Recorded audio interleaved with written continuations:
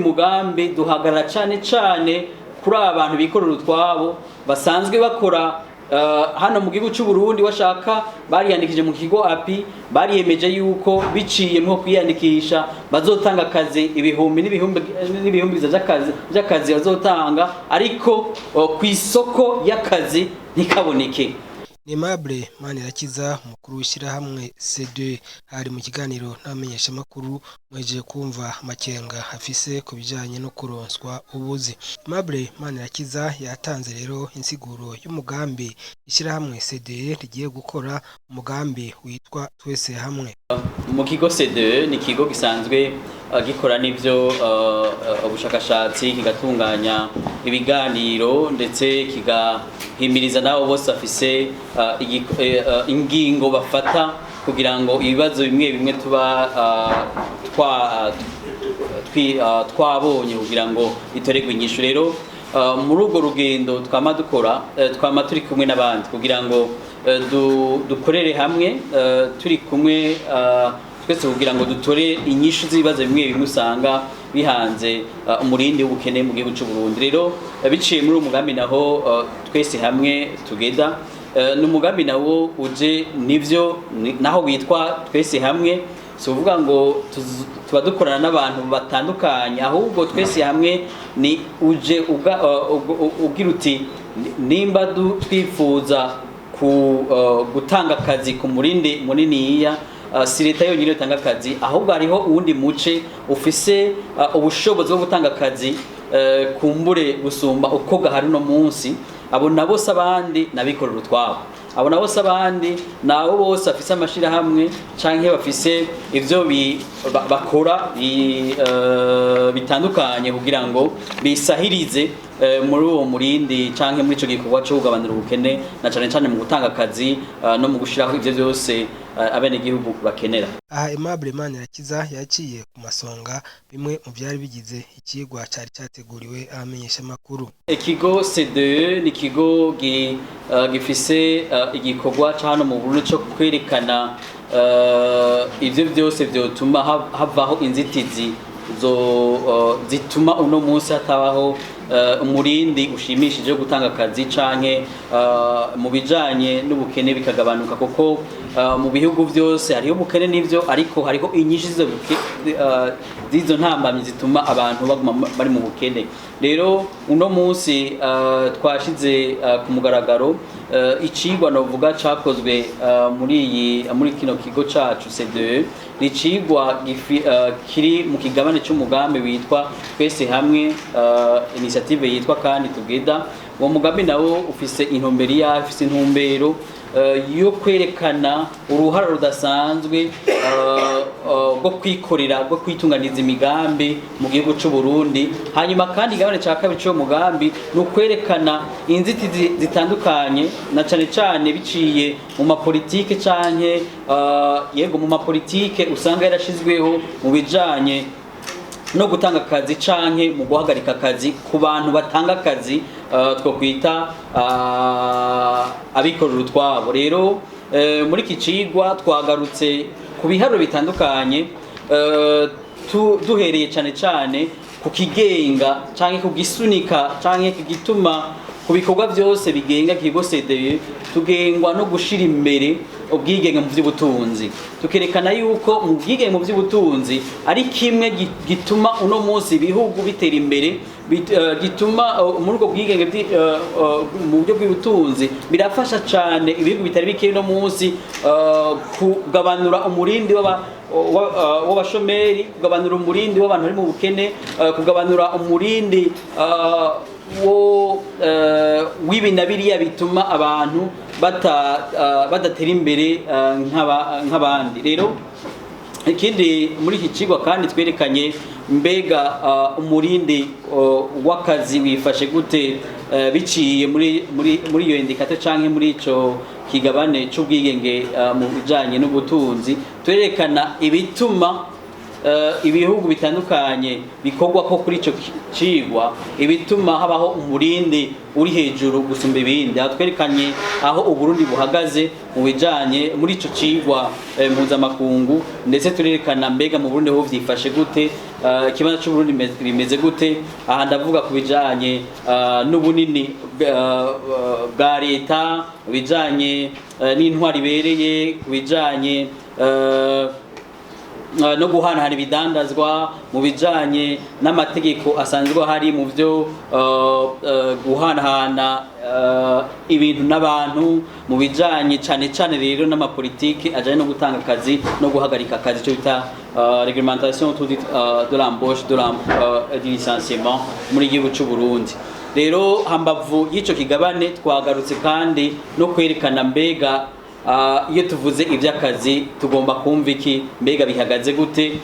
Mu Burundi twerekanye yuko hari ibiharuro vyerekana abasanzwe bakora, hari abatanga ako kazi, hari n'abiyemeza gutanga ako kazi, ndetse kandi hari n'abandi bagira bati twege turikorera ariko badafise akazi ahantu, batanditswe ahandi hantu.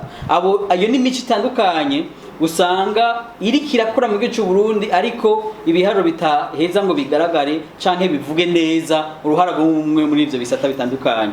Rero mugabo muri rusangi nivyo twabitanze, ariko muri uyu mugambi duhagarara cane kuri abantu bikorera utwabo basanzwe bakora hano mu gihugu cy'u Burundi. Washaka bariyandikije mu kigo api, bariyemeje yuko biciye mu kwiyandikisha bazotanga akazi ibihumbi n'ibihumbi by'akazi bazotanga, ariko ku isoko y'akazi ntikaboneke. Tugati rero mbega aho hari ikibazo, mbega n'igiki uno munsi kibuze kugira ngo ka kazi tubona mu mpapuro nikabone ku isoko ry'akazi? Ni iki kibuze? Ni iki gituma uno munsi ayo mashira hamwe adashobora gutanga ku kazi iyo bayimeje? Ico rero ni kibazo kiri muri cigwa tugerageza kugira gute kwerekana n'inyishu, mbega hari iki, mbega inyishu yavyo ni yahe. Muri rusange intambamye zihari kuri ayo mahingiro kumbure uno munsi agira ati turatanga akazi, ariko ugasanga ayo mashirahamwe mato mato akatanga akazi ntaboneka ku isoko y'akazi. Hariho intambamyi zitandukanye, hariho uno munsi izo kandi izo ntambamyi nsubira inyuma gatoya, izo ntambamyi nizo zituma uno munsi aho biyita abagwizatunga bato bato canke ayo mashirahamwe mato mato yikorera utwabo aca tuyasanga mu gisata c'amashirahamwe akora atisunza amategeko, kuko ugasanga uno munsi ishirahamwe kanaka rinjije umukozi ariko nta bipapuro bisabwa vyemeza yuko umukozi akora mu mategeko muri iryo shirahamwe. Mu yandi majambo umuntu yinjiye muri iryo shirahamwe ugasanga ariko akorera inyuma y'amategeko. None kubera ko umuntu kumbure akora inyuma y'amategeko, ico ni cambere. Hanyuma ica kabiri ni igiki gituma uwo muntu akorera inyuma y'amategeko aguma akorera mu mategeko nk'umukozi wishira hamwe? Ivyo ni bibazo rero twagerageje kwerekana muri kino cigwa, aho twagize tuti rero impamvu ituma ishiramwe kanaka rito nivyo riyandikishije rirakoze mu mategeko, ariko hagera gutanga akazi ugasanga abo rihereje akazi ntibariko barakora bisunza amategeko. Hanyuma abantu bariko barakora inyuma y'amategeko ntibariko barashikira ibikorwa bimwe canke amaserivisi amwe formel asanzwe arekuriwe abakozi bose bakora biciye mu mategeko. Mbega ivyo byose biba bitumwa n'iki kugira ngo amashirahamwe akoresha abantu bameze gutyo canke abantu bakorere muri iyo nzira? Ni kubera ko hariho ikibituma. Icambere ni iki? Icambere twagira tuti icambere iyo niho haje kijya kigabane cambere twerekana mbega aho Burundi buhagaze no munsi mu bijanye n'umwidegemvyo mu by'ubutunzi bihagaze gute. Mwabonye yuko haba muri iki muri aka karere k'iwacu k'ibiyaga bya Afrika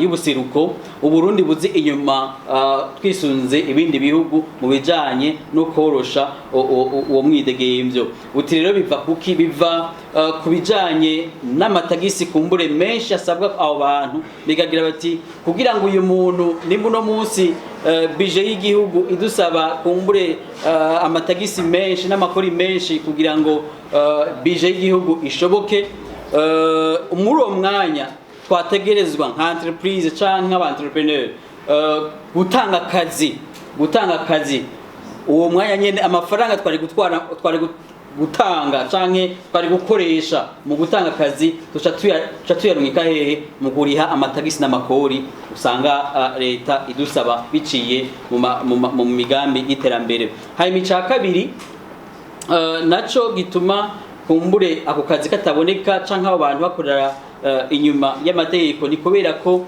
iyo amashirahamwe canke abikorera utwabo bariko bakorera mu gihugu, hanyuma muri ico gihugu hakaza politike zibumvisha yuko canke zibasaba yuko kugira ngo utanga akazi hariho ibintu utegeza gukora bijanye n'impapuro, uteza kurondera impapuro, uteza gutanga amafaranga, kandi ivyo bintu byose bigagutwara umwanya muniniya. Ivyo bintu bitatu rero bigiye hamwe, umwanya, impapuro n'amafaranga, biratuma wa muntu yategeza gutanga akazi biciye mu mategeko agira ati kugira ngo ndaguha akazi wemera utemera, ushaka ko dukorana nuze ukore utansavye ibipapuro byose, utavyemeye nuyibandanize kurondera akazi ahandi. Ivyo rero bigatuma yuko wa muntu ashobora ategeza gutanga akazi ariko atanga akazi bidaciye mu mategeko.